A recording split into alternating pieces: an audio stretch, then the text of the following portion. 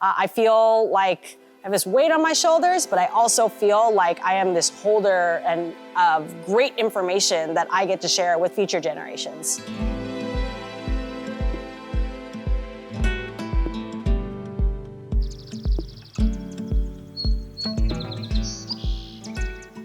My name is Christina Ng. We're here in sunny San Diego, right here coastally. The wind is blowing, the sun is shining.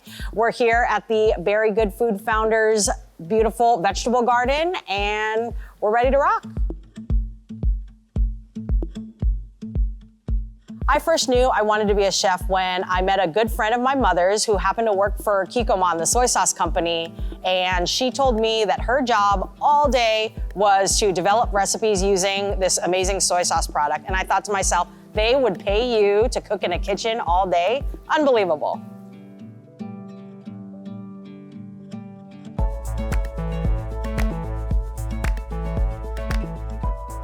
Once I figured out that I wanted to be a chef, I decided to study at UC Davis. I studied food science there. The emphasis then was more about volleyball, so food science was to please my parents and get a degree.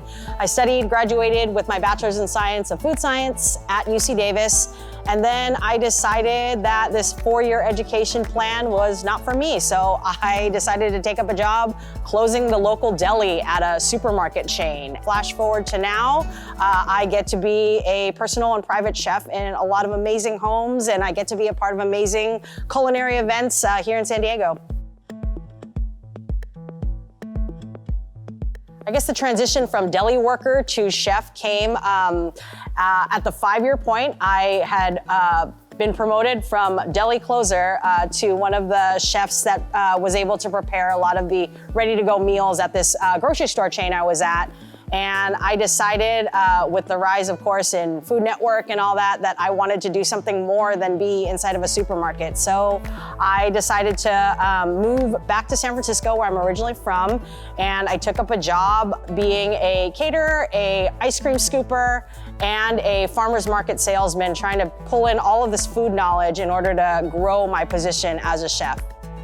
Through my personal journey in the kitchen, I feel like one of the biggest challenges I've had to come up across is finding confidence in myself to be in a very male-dominated industry, being driven by my own just passion for food and passion for sharing that food with other people, really helped me overcome the fact that I am a woman in the kitchen, and that it really kind of knocked down a lot of walls for me because I cared just as much as everybody else cared in the kitchen.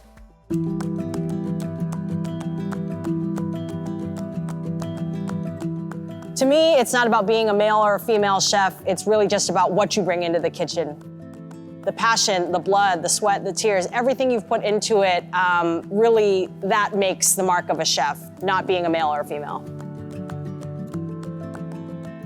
I think one of the biggest strengths I bring to the table as a female chef is my openness to acknowledge and perpetuate tradition, especially through family recipes. One of my favorite things to do is to cook alongside young people, to share and bring in tradition, but in fun new ways. So my family is a family of cooks, and to me, being a woman in the kitchen, being a woman chef means being this holder and this carrier of information and culinary tradition through amazing dishes. So I have this weight on my shoulders, but I also feel like I am this holder of great information that I get to share with future generations.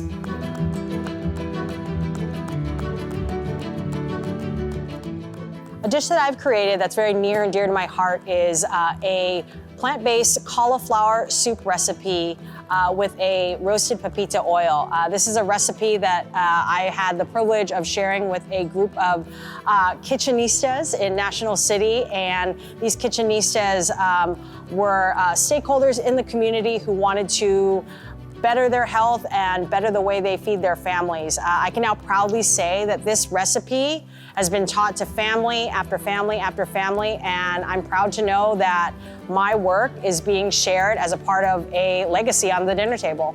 The kitchen is a place where I feel I belong, and it's a place that I feel I can share with my community and that they can belong with me as well.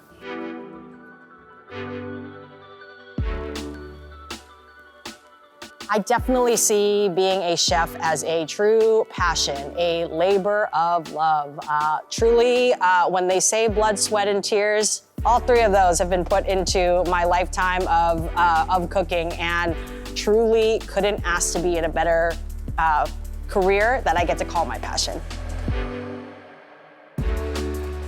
If I was to advise the next up-and-coming female chef, I would say literally eat everything. Taste it, smell it, feel it in your hands, like get that tactile response from food. Having a broadened knowledge of just food is everything. You can take classes, you can read books, you can watch YouTube. Nothing beats touching something, tasting it for the first time, and really feeling what food is about.